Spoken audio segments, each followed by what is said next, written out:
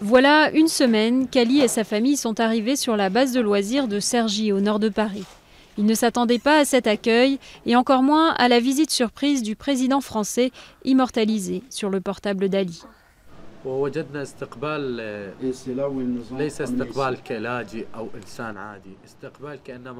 Nous avons eu droit à un accueil chaleureux.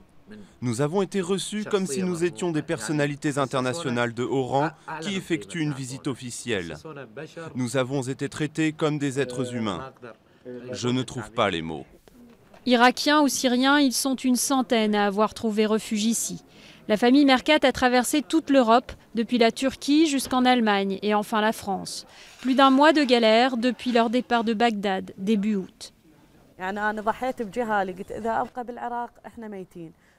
Si nous restions en Irak, nous allions inévitablement mourir. Mais en prenant la mer, il y avait de grandes chances d'être secourus. Nous avons souffert pendant le trajet, mais en fin de compte, nous avons réussi. C'est notre destin. Nous sommes sauvés. Ces témoignages, Abdallah les écoute les uns après les autres depuis une semaine. Bénévole du Secours catholique, il est l'interprète du centre. C'est des gens qui rêvent encore. Parce qu'ils me disent qu'ils ont peur de se réveiller parce qu'ils n'ont jamais imaginé.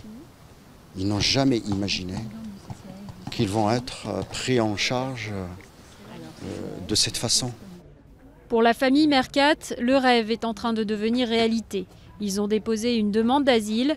Leur priorité maintenant, apprendre le français et tout faire pour s'insérer dans leur pays d'accueil. Si Dieu le veut, mes souvenirs commenceront ici, en France. Et si Dieu le veut, mes enfants iront à l'école pour servir leur pays, la France. Abdallah, 6 ans, et Naba, 13 ans, seront scolarisés dans quelques jours. En Irak, ils n'allaient plus à l'école, de peur de ne pas rentrer chez eux en vie.